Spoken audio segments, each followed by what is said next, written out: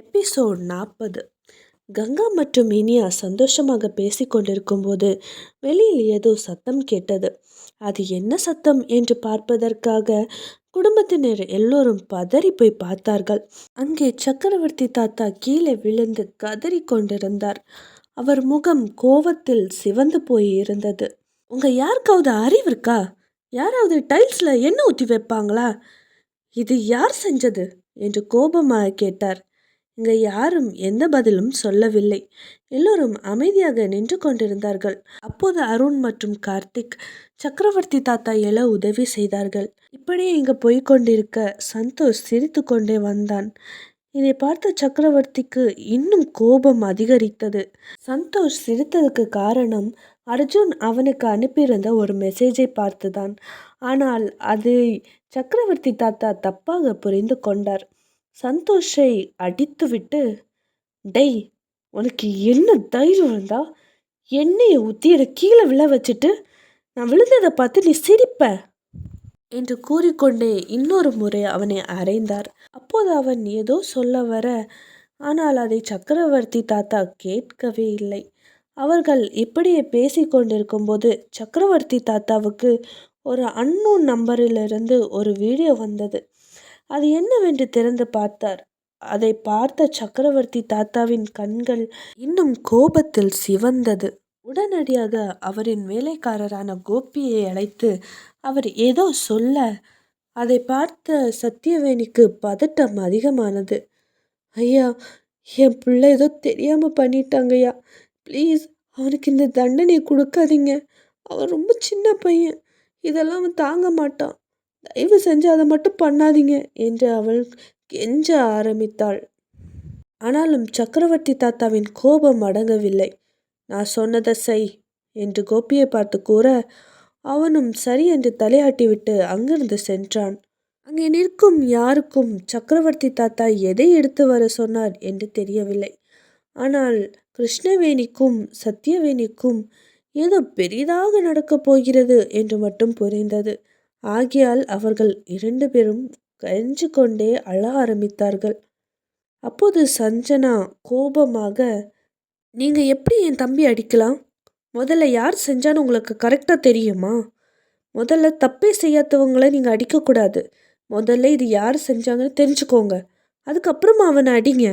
இது என்ன, நீங்கள் இந்த ஊர் தலைவர்னா உங்களுக்கு என்ன கொம்பா முளைச்சிருக்கு என்று கோபமாக கேட்டாள். ஆனால் இது எதுக்குமே சக்கரவர்த்தி தாத்தா பதில் அளிக்கவில்லை. சிறிது நேரம் இப்படியே போனது. கோபி தன் கையில் ஒரு பெரிய சாட்டையுடன் வந்து நின்றார். அந்த சாட்டையில் அடித்தால் உடம்பு முழுக்க புண்ணாக மாறும். அந்த வடு என்றுமே மாறாது, அப்படி ஸ்ட்ராங்காக இருந்தது. அதை அவர் கையில் வாங்கி, சக்கரவர்த்தி தாத்தா, இனி நீ என்னைக்குமே இந்த மாதிரி ஒரு வேலையை செய்யவே கூடாது என்று கூறிக்கொண்டே அவன் சட்டையை கழட்டி அவனை அப்படியே நிற்க வைக்க, அவன் பயத்தில், நான் எதுவுமே பண்ணலை தாத்தா, எனக்கு எதுவுமே தெரியாது, நான் எதுவும் பண்ணலை, என்னை விட்டுருங்க, எனக்கு பயமாக இருக்குது, என்னை அடிக்காதீங்க, என்னை விட்டுருங்க என்று அவன் கெஞ்ச ஆரம்பித்தான். ஆனாலும் சக்கரவர்த்தி தாத்தாவுக்கு அவன் மேல் இரக்கம் வரவில்லை. அவனை வலுக்கட்டாயமாக இழுத்து ஒரு இடத்தில் நிற்க வைத்து சாட்டையால் பயங்கரமாக அடிக்க ஆரம்பித்தார். அவனின் கதறும் சத்தம் அந்த வீடு முழுக்க எதிரொலித்தது. கோபால் மாமா மற்றும் சந்தோஷின் அப்பா பழனி இதை தடுக்க முயற்சி செய்தார். ஆனால் அவர்கள் யாராலும் முடியவில்லை. அந்த நேரம் வெளியில் எங்கேயோ போய்கொண்டு வந்த அர்ஜுனின் காதுகளில் சந்தோஷ் அலறும் சத்தம் கேட்டது. உடனடியாக பைக்கை அப்படியே போட்டுவிட்டு ஓடி வந்தான். அவன் பார்த்த காட்சி அவனை கண்கலங்க வைத்தது.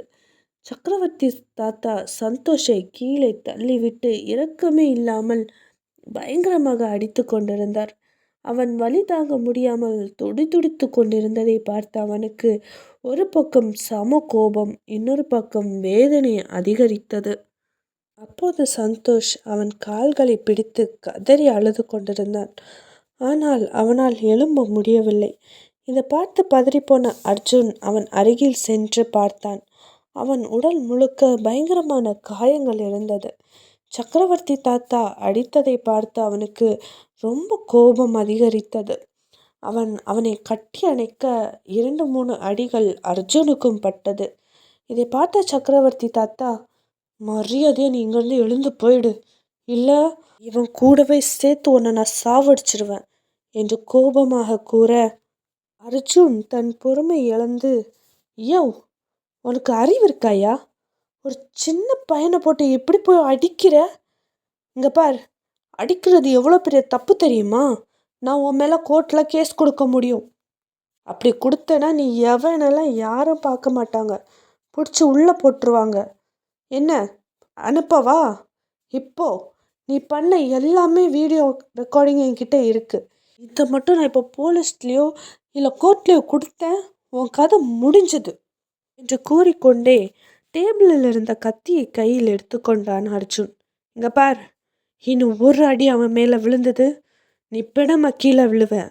உன்னை குத்தி கொல்றதுக்கும் நான் தயங்க மாட்டேன் என்று அவன் கோபமாக கூற, இதை பார்த்து சக்கரவர்த்தி தாத்தா மிரண்டு போய்விட்டார். இது சக்கரவர்த்தி தாத்தாவுக்கு மட்டுமில்லை, அந்த குடும்பத்தில் இருக்கும் எல்லோருமே பயந்து மிரண்டு போய் தான் நின்றார்கள். அர்ஜுன் இது எதையுமே கண்டு கொள்ளவில்லை. கிருஷ்ணா, வண்டி எடு, ஹாஸ்பிட்டல் போகணும் என்று அர்ஜுன் கூற, கிருஷ்ணா சக்கரவர்த்தி தாத்தாவை பார்த்தான். அர்ஜுன் கொஞ்சம் கூட யோசிக்காமல் கத்தியை கிருஷ்ணாவின் கழுத்தில் வைத்து, இப்போ நீ வண்டி எடுக்கலைன்னா சக்கரவர்த்தி கூட சேர்த்து உன் கழுத்தையே நான் வெட்டிடுவேன் என்று மிரட்டினான்.